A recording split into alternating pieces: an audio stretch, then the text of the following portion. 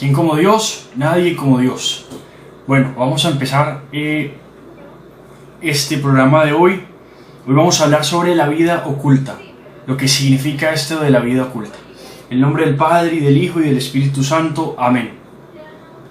Creador inefable, tú que eres la verdadera fuente de luz y de sabiduría, y el principio supremo, dígnate infundir sobre las tinieblas de mi inteligencia el resplandor de tu claridad, apartando de mí la doble oscuridad en que he nacido, el pecado y la ignorancia. Tú que haces elocuente la lengua de los niños, educa también la mía, e infunde en mis labios la gracia de tu bendición. Dame agudeza para entender, capacidad para asimilar, método y facilidad para aprender, ingenio para interpretar y gracia copiosa para hablar.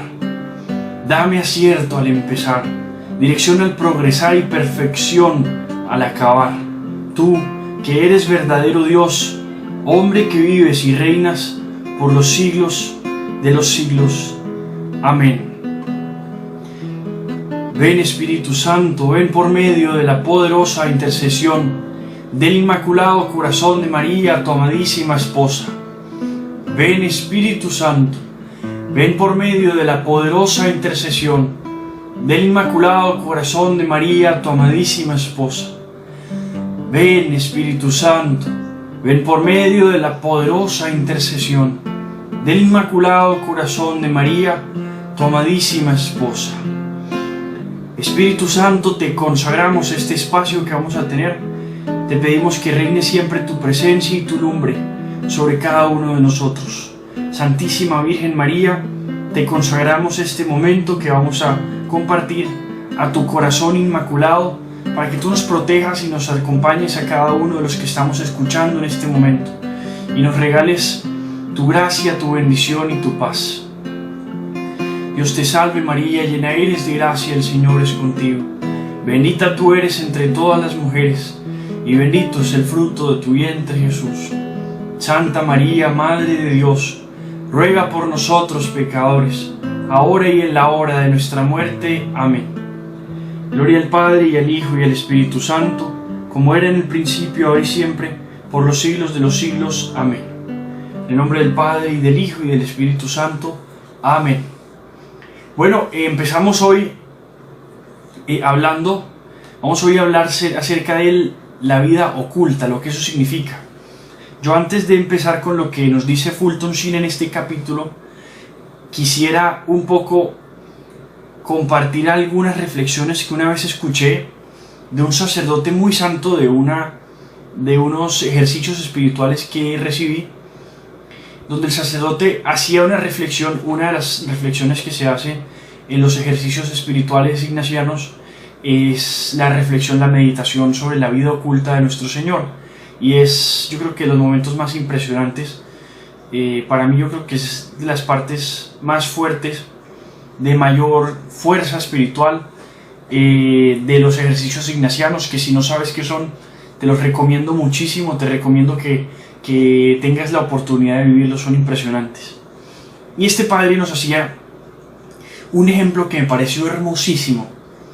Él decía que en la Sagrada Familia, que era esa vida oculta que recibió nuestro Señor, ocurría algo muy particular, que él le llamaba paralelismo antitético. Esa palabra es así súper rebuscada, súper fuerte, pero el ejemplo es hermosísimo, porque él decía: piensen en la Sagrada Familia el orden de la dignidad. ¿Cuál era el orden de la dignidad en la Sagrada Familia? Entonces teníamos, por ejemplo, que orden de dignidad: primero está Jesús, ¿cierto? De mayor dignidad es nuestro Señor. Segundo, la Santísima Virgen María. Tercero, San José. Ahora, dice él, piensen en el orden de la autoridad, ya no el orden de la dignidad. Y entonces ahí vemos que es al revés.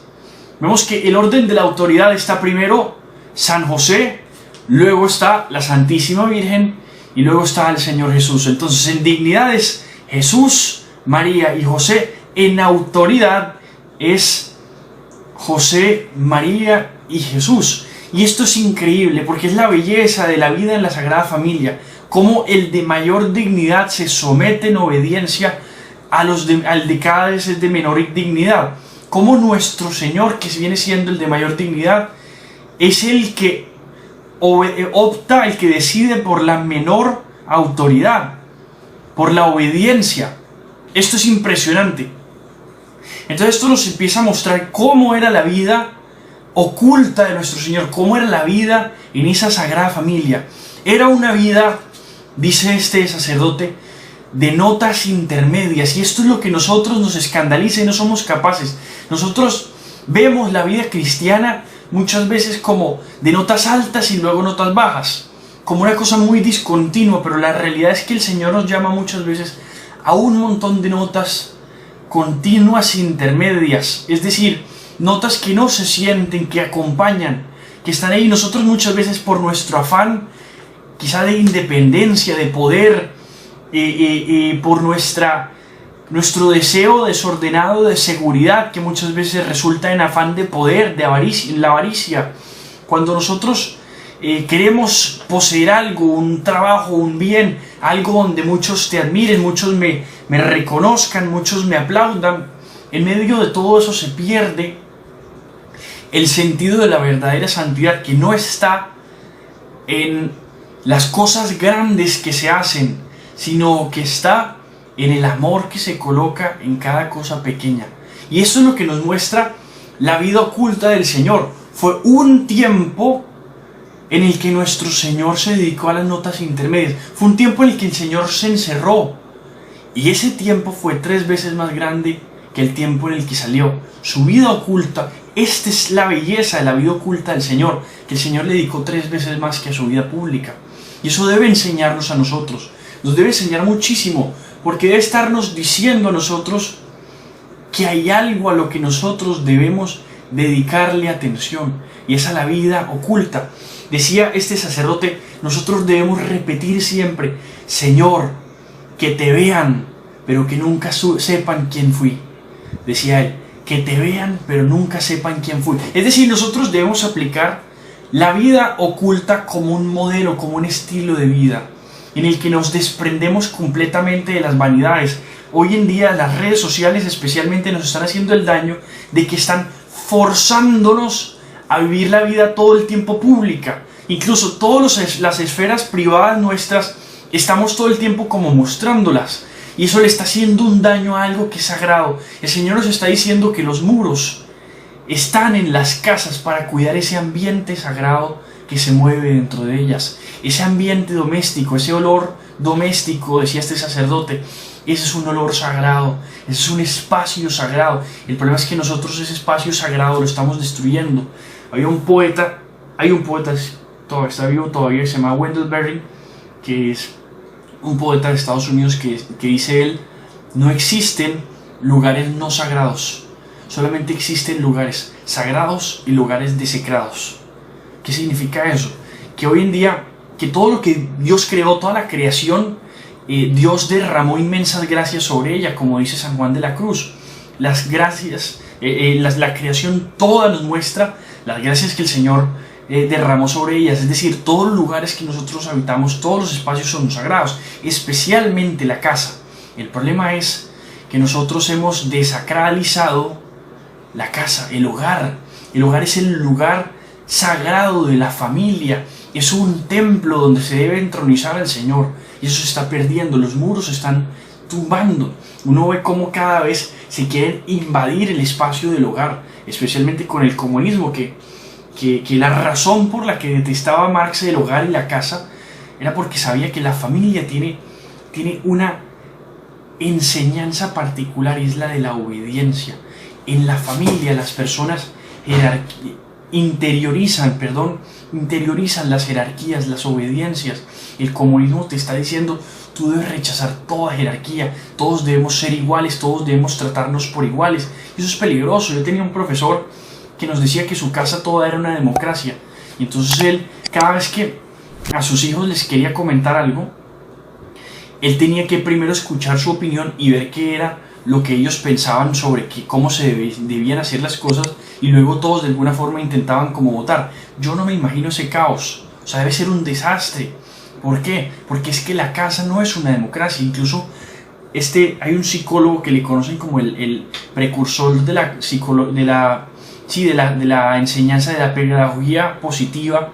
No es algo que yo recomiende mucho, pero incluso un señor como este, se llama Martin Seligman, decía que la casa nunca puede ser una democracia. Hoy en día existe algo que se llama síndrome de emperador, el síndrome de tirano, que es cuando estos niños tienen este trastorno desafiante y esa raíz de que no recibieron jerarquías en su casa, no recibieron autoridad. Cuando no hay autoridad en la casa, viene la anarquía. Y el problema de la anarquía es que es el caldo de cultivo del comunismo. Incluso ahorita que está pasando todo esto de las protestas que hemos visto, especialmente en los Estados Unidos, con este tema de los afroamericanos, cosa muy noble, cosa muy sensata, por supuesto, la protesta que se hace ante la brutalidad que hubo ante este señor George Floyd, más allá de que él haya sido una buena persona o no, eso no tiene por qué discutirse, toda persona nunca pierde su dignidad, y en ese sentido son protestas justas pero reformas pésimas. Eso es como cuando tú quieres protestar contra el dolor de cabeza pero propones que te decapiten. De alguna forma, cuando se hacen estas protestas, las protestas son justas por causas justas, pero las reformas son espantosas. Ese es el virus, el problema, por así decirlo, del comunismo. El comunismo en muchas cosas criticaba defectos, injusticias, que eran ciertas, defectos estructurales correctos en muchas ocasiones, pero proponía cosas peores. Porque precisamente, incluso yo le escuchaba con el tema de los afroamericanos, que estos barrios de los afroamericanos, un problema gravísimo allá, lo dice un señor que se llama Larry Elder, es que la mayoría de los jóvenes que crecen en estos barrios tienen ausencia paterna, y a raíz de la ausencia paterna entran en ciclos de violencia, entran en ciclos de consumos de drogas, etc. Entonces esto es como, uno ve como un patrón, a causa de una autoridad sana, noble como la es del papá, porque es que aquí está lo interesante, el poder no es malo, el poder es bueno, ¿cierto? La patria potestad, por ejemplo, es un poder, ¿cierto? Es el poder que ejercen los papás sobre los hijos. Los poderes no son malos, pero la obsesión por el poder, esa sí es mala. Y la obsesión por el poder es increíble, nace del rechazo a un poder mal ejercido.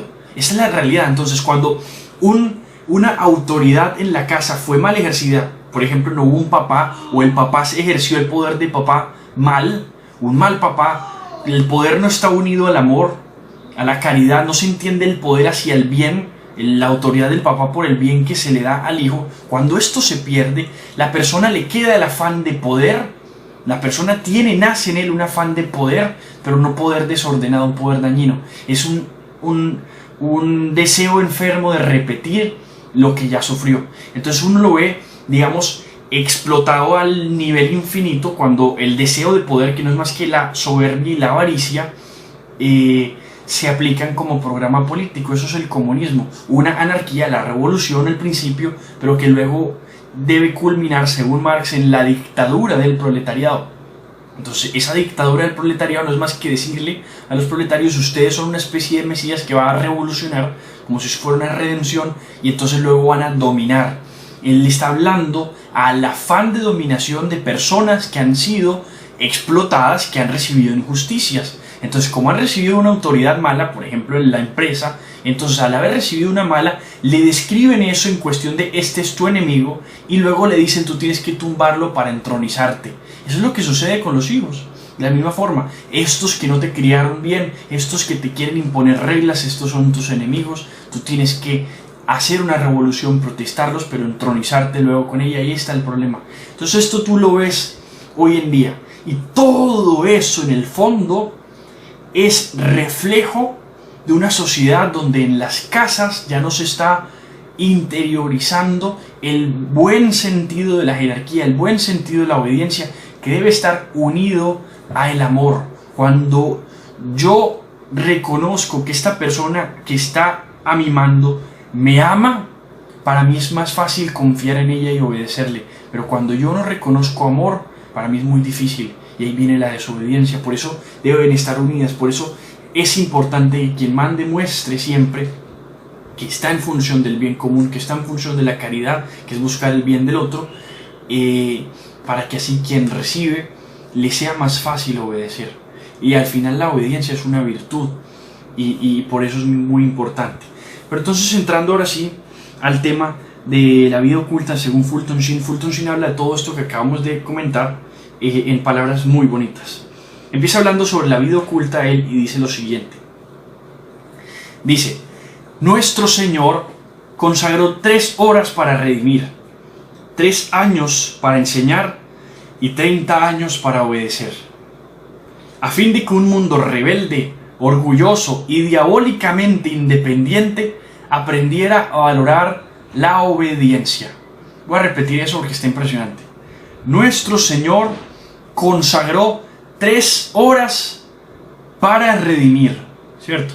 3 años para enseñar la vida pública y 30 años para obedecer, a fin de que este mundo rebelde, orgulloso, soberbio y diabólicamente independiente aprendiera a valorar la obediencia. Esa es la síntesis de todo lo que vamos a ver aquí. Entonces aquí empieza ahora a hablar de la vida del hogar y tiene un párrafo, es un poquito largo, pero es hermoso. Escuchen esta belleza. Dice él: la vida del hogar es el campo de adiestramiento del carácter humano, designado por Dios, puesto que de la vida hogareña del niño surge la madurez del hombre, ya sea para el bien o para el mal. Los únicos actos registrados referentes a la vida infantil y juvenil de nuestro Señor son actos de obediencia a Dios, su Padre Celestial, y también a María y a José. De ese modo enseña el deber especial de la infancia y la juventud, que es obedecer a los padres como vicerregentes de Dios. Él, el Dios de grandeza, a quien los cielos y la tierra no podían contener, se somete a sus papás. Si era enviado con un recado a casa de algún vecino, era el que años más tarde enviaría a los apóstoles, el que cumplía tan humilde recado. Si José le hacía hurgar en busca de algún instrumento o herramienta perdidos, era la sabiduría de Dios y el buen pastor de almas el que hacía la búsqueda. Si José le enseñaba el oficio de carpintero, el discípulo era el creador mismo del universo, el que un día sería muerto en cruz por hombres de su misma profesión. Si hacía un yugo para los bueyes de algún vecino, era el que habría de llamarse a sí mismo yugo para los seres humanos, pero su carga sería ligera y fácil de llevar. Si le pedían que removiera la tierra de un trozo de huerta, que orientara las guías de las enredaderas o regara las flores, lo hacía humildemente el que habría de ser el grandioso viñador de la viña de la iglesia. Todos los hombres pueden aprender aquí, en la enseñanza de este niño sumiso a sus padres, que ninguna vocación del cielo merece ser reconocida como tal si obliga a descuidar los deberes evidentes y pequeños que nos corresponden obviamente. Esto es muy hermoso. Imagínense lo que debe haber sido alguien, es decir, nuestro Señor no haber hecho en ningún momento alarde de toda esta grandeza que nos está presentando aquí, sino someterse a lo sencillo. ¿Cuántas personas dirán, no, por mi nivel de dignidad, yo cómo me voy a rebajar a hacer este oficio que es tan de personas de menor dignidad? Esto uno lo ve. El Señor es el claro ejemplo de una persona de la mayor dignidad de la historia. Nadie de mayor dignidad que Dios mismo se somete en obediencia a la Santísima Virgen María y a San José. Eso es lo que nos está mostrando ahí. Uno lo ve, por ejemplo, mucho en los monjes. San Benito, en la regla benedictina, dice que el superior es el que sirve a la mesa, por ejemplo, a los religiosos. Ese tipo de cosas están muy presentes en la iglesia. La iglesia debe ser de esa forma, porque los católicos, los cristianos debemos ser de esa forma. Nosotros tenemos que entender que los grados de dignidad de cualquier tipo que no existen más que la dignidad que compartimos humanamente, pero sí en jerarquías por posiciones. Nunca se ha negado que existan jerarquías en el mundo, nunca se ha negado que existan desigualdades que sean buenas. Eso es importante, porque es que no toda desigualdad es sinónimo de justicia. Hay desigualdades injustas, hay desigualdades estructurales injustas, ¿cierto? Por ser estructurales, porque son injustas por su propia cuenta, pero hay desigualdades que son naturales, hay desigualdades que nacen de espontaneidades que no son injustas. Santo Tomás habla de eso. Dice que, por ejemplo, en el cielo no hay envidia, nadie tiene rencor ni rabia porque a alguien le haya ido mejor. Hay desigualdades, o sea, no hay ningún angelito de la guarda que es de menor dignidad que un serafín. Los ángeles de la guarda no están diciendo qué tristeza por donde me tocó y mira cómo le fue bien a ese serafín. Todos están felices y llenos en la voluntad de Dios. O sea, siempre han existido jerarquías y no son malas. El gobierno, por ejemplo, no es malo en sí mismo. Por eso decimos que el poder no es malo. San Agustín tenía una opinión que fue error y que Santo Tomás, por ejemplo, se la corrigió. San Agustín decía que los gobiernos existían para reprimir un poco el pecado original. Santo Tomás dice que no, porque es que el gobierno es necesario más allá de las leyes que penalizan o que prohíben cosas. Existen leyes para ordenar la vida, como por ejemplo las leyes de tránsito. Son leyes que te ordenan la vida y no necesariamente son castigando una conducta mala. Porque muchos creían que el gobierno era para reprimir, el poder era para reprimir un pecado o una vida pecaminosa a alguien. El poder es algo bueno que está en función de ordenar la caridad hacia las personas, incluso ampliar la caridad. Y así la patria potestad, por ejemplo, que es la patria, el poder que tienen los papás sobre sus hijos. Miren cómo el comunismo, por ejemplo, precisamente afirma esto de los hijos no son de los papás, sino que son del Estado, que está buscando ahí romper con un poder y dominar aún más, mayor poder. Entonces, cuando uno ve todo esto, uno ahí se da cuenta que precisamente las jerarquías son buenas. Las desigualdades no necesariamente son malas.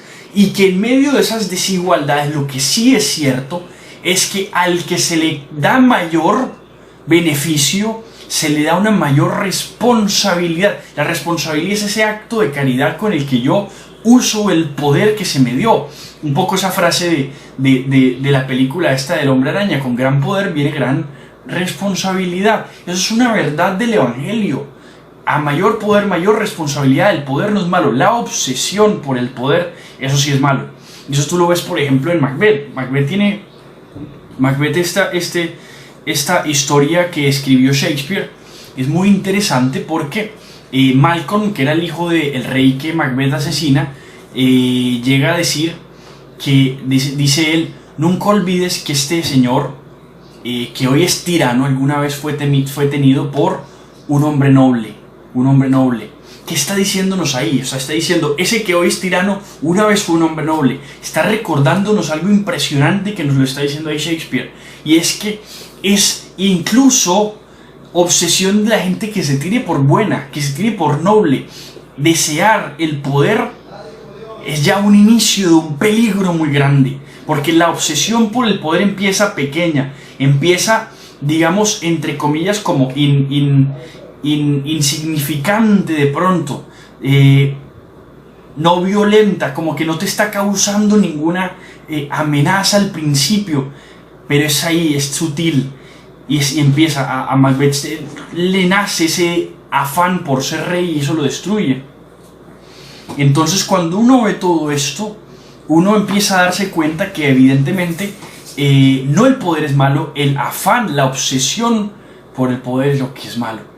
Dice Chesterton una frase muy interesante, dice: en la generosidad de la iglesia siempre se recibe que un rey quiera ser santo, pero nunca que un santo desee ser rey. ¿Qué está diciendo con eso? Que hay personas que les han recibido por orden de Dios, porque toda autoridad es divina. Recuerden lo que el Señor le dice a Poncio Pilatos. El Señor le dice a Poncio Pilatos: tú no tienes más autoridad que la que se te ha dado desde el cielo. Las autoridades en el mundo son dadas por Dios y por tanto a Dios se deben. Y en ese sentido son para un bien bueno, son para una cuestión noble. Por eso es muy importante, porque entonces están en el servicio, están en función del servicio, y eso es lo que hace nuestro Señor. El de mayor dignidad se rebaja. Eso es lo que se entiende como kenosis, ese anonadamiento. El Señor se anonadó a sí mismo.